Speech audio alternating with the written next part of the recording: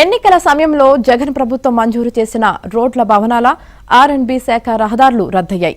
ఇప్పటి వరకు మొదలు పెట్టని రోడ్లు, ప్రారంభించిన 25% పురోగతి ఉన్న ప్రాజెక్టులను రద్దు చేస్తూ కూటమి సర్కార్ నిర్ణయం తీసుకుంది. ఈ మేరకు రోడ్ల భవనాల శాఖ తాజాగా ఉత్తర్వులు జారీ చేసింది.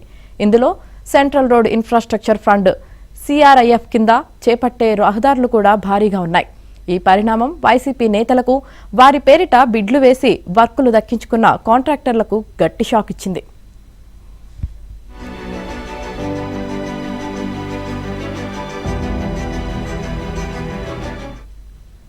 నిరుడు సార్వత్రిక ఎన్నికల సమయంలో ప్రజలను ప్రసన్నం చేసుకునేందుకు జగన్ సర్కార్ పెద్ద ఎత్తున రోడ్ల నిర్మాణ పనులు ప్రకటించింది.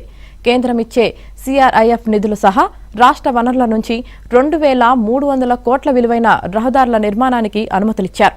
2023 అక్టోబర్ నుంచి 2024 ఏప్రిల్ మధ్య భారీగా టెండర్లు పిలిచి కాంట్రాక్టర్లకు పనులు అప్పగించారు. వీటిలో జాతీయ రహదారులు, సిఆర్ఐఎఫ్, నాబార్డ్, విదేశీ సాయంతో నడిచే ప్రాజెక్టులు, ఈఏపీ, కేంద్ర ప్రాయోజిత పథకాల రోడ్లతో పాటు తుంగభద్ర పుష్కరాల రహదారి పనులు కూడా ఉన్నాయి. గ్రామీణ రోడ్లను జిల్లా ప్రధాన రహదారులుగా మార్చే దశలో ఉన్నవి ఉన్నాయి. నాటి మంత్రులు, వైసీపీ ముఖ్య నేతలు సిఫారసుల మేరకు పనులను మంజూరు చేసి ఆగమేఘాలపై టెండర్లు పిలిచారు.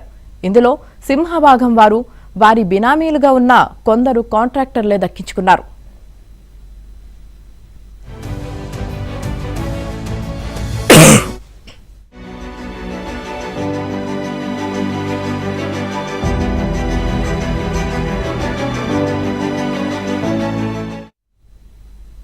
ఒప్పందాల ప్రకారం గత ఏడాది ఏప్రిల్ నాటికే కనీసం 40% పనులు చేసి ఉండాలి. కానీ కాంట్రాక్టర్లు 10% కూడా పూర్తి చేయలేదు. అత్యధిక వర్కులు ప్రారంభించనేలేదు.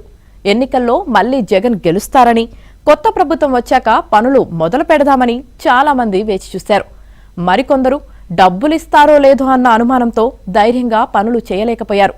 ఎన్నికల్లో టీడీపీ కూటమి గెలిచి అధికారంలోకి రావడంతో వైసీపీ నేతలు, వారి బినామీలు పనులు నిలిపివేశారు. కొందరు చేపట్టలేమని చేతులెత్తేశారు. ఈ నేపథ్యంలో ఆయా పనుల తాజా పరిస్థితిపై ప్రభుత్వం గత ఏడాది అక్టోబర్లోనే నివేదిక కోరింది. పెండింగ్లో ఉన్న రహదారి నిర్మాణ పనులు, అసలు ప్రారంభం కాని రోడ్లపై సంబంధిత సిఈ, ఈఎన్సీ నివేదికలు ఇచ్చారు. వాటిని పరిశీలించిన ప్రభుత్వం అసలు ప్రారంభమే కాని పనులను రద్దు చేసింది. మొదలుపెట్టి 25% పురోగతి సాధించని వాటిని రద్దు పద్దులో చేర్చింది. ఈ మేరకు ఆర్&బి ముఖ్య కార్యదర్శి కాంతిలాల్ దండే ఉత్తర్వులిచ్చారు.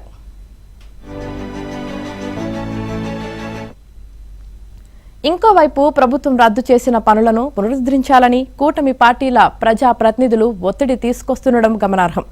రద్దయిన వాటిలో సింహభాగం వైసీపీ నేతలే దక్కించుకున్నారని తెలిసినా లోపాయకారి ఒప్పందాలు చేసుకున్నారేమో, కూటమి నాయకులే వాటిని తిరిగి ప్రారంభించాలని ఒత్తిడి తెస్తున్నారు. వాటిని కొత్తగా చేపట్టాలని కోరితే ఇబ్బంది లేదు. కానీ పాత కాంట్రాక్టర్లతోనే వాటిని కొనసాగించాలని డిమాండ్ చేయడం విస్మయపరుస్తోంది. వారి వెనుక కొందరు వైసీపీ నేతలు ఉన్నట్లు తెలిసింది. రద్దు చేసిన రహదారి పనులను తిరిగి కొనసాగించాలంటే కొత్తగా టెండర్లు పిలిచి ఏజెన్సీలకు అప్పగించడం పద్ధతి. అలా కాకుండా పాత కాంట్రాక్టర్లతోనే చేయించాలని పైరవీలు చేయడం చర్చనీయాంశమైంది.